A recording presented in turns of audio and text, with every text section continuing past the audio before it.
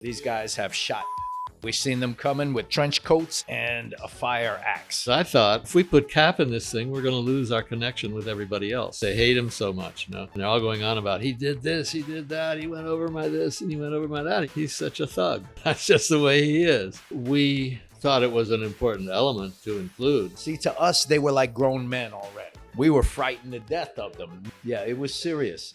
He's disrespecting the line, which you know all the guy was doing that years ago. All he does is silver throws. You got fresh color pieces full No, you top to can't bottom. get him back. You can't make up for it. And he'll just laugh at you. It's just a throw up. I got a million of them running. So Tony was saying, yeah, but we have all this footage of people talking about him. It's a perfect setup. But if you don't produce him, it's meaningless. That was a beautiful wall. I really like that. People like that, they deserve getting everything they got crossed out forever. You know, Scene and he were friends. Sort of on the DL, they were friends, and I knew that. And so I said to Richie, I said, could you introduce me to Cap? And he said, sure. And so he did. Especially with me, the object is more.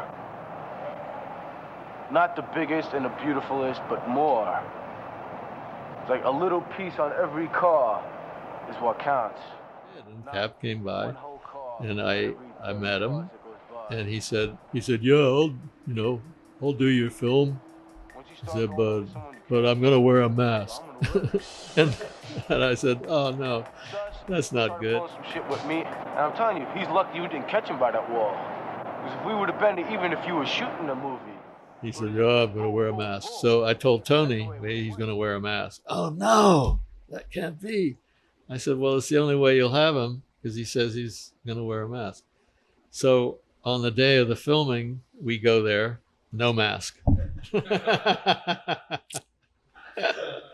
And I didn't even ask him. I said, I didn't say, where's your mask? And then during it, I think after it was over, I said, well, what happened to the mask? He said, something like, people are gonna know what I look like. It's okay.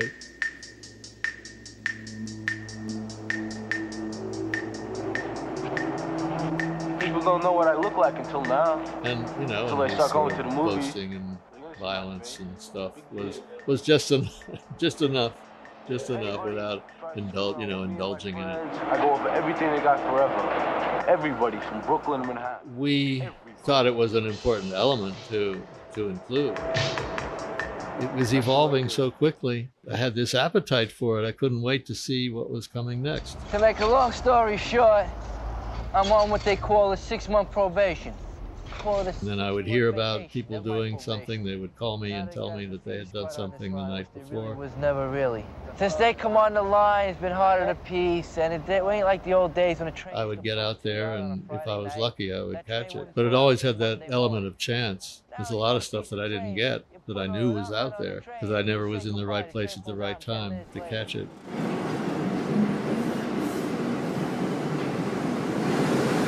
When we moved here in 1973, it was already, in full course. It was already, people doing styles on trains, whole, not just tags, but whole pieces. When I was younger, looking at... When I started going out to take pictures, like a lot of new writers around, like they, you talk to that just set me off on a kind of obsession. What you're talking about. I started in 1970. Like I had to do it more and more. During very early. And it wasn't until I ventured out into the Bronx first, 125th Street, and then the Bronx, that I thought, oh, here, maybe I can do this. So that's how I got started.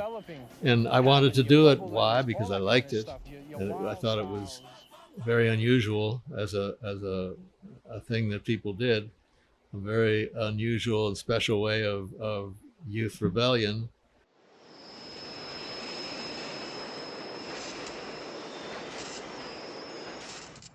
There's probably a very small handful of folks outside of the culture who were actually accepted in.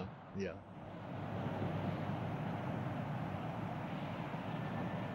Which is insane to me, crazy to me. Because even being a writer a kid from Brooklyn knowing other writers, it was still hard to get accepted into the inner circle or get an invite. You know what I mean? Yo, man, this place is bomb. Well, I don't know. I think maybe the classic culture was changing. 100%. I know that when Trying to apprehend you. The subway system is a very when we made Style Wars, of course I wanted Lee to be in the movie. He was like, I don't think there should be a documentary about it. I don't want anybody seeing on film what I do and where I do it. It's my secret. Under the city. You know, somehow the panel on a train, windows down, door to door, is this, it fits a word. Yeah. You know? Yeah.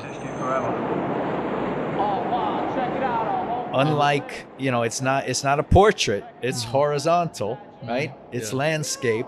Yeah. And it has direction. Yeah. Yeah. Down here, you can tell. Graffiti all over the place. And it's built for moving language, right? Which is something Ramel Z was very in tune with. Not most people do it. When all the toys are like home sleeping, cuddling to their pillows, they usually have curfews. So where do you see it? Is freights the next evolution of that? It works. Freights are beautiful, and they have a heritage that comes directly from the subways.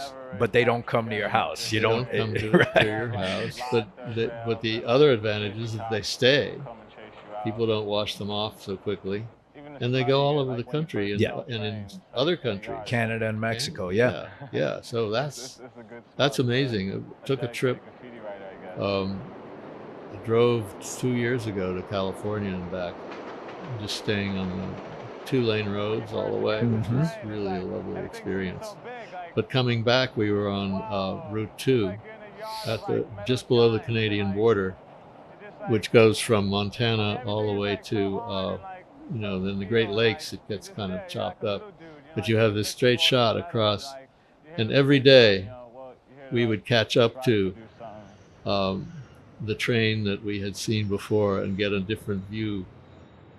Rather than focus on one train or one car, coordinated do a little something on every car on the line, and Monday morning they will have to run.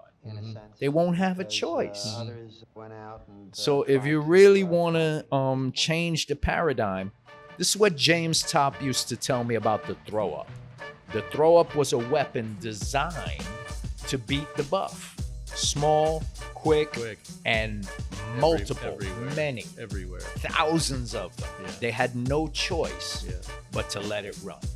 Whether you like it or you hate it or it's ugly or you think it's, beautiful, and I see the beauty in a good throw-up, it's an effective weapon. And once that dam breaks, once they begin to let trains run with the, what do you call it in Star Wars, mosquito bites? Right. A few mosquito bites. Once that happens, the dam busts. And then we might be able to see something again.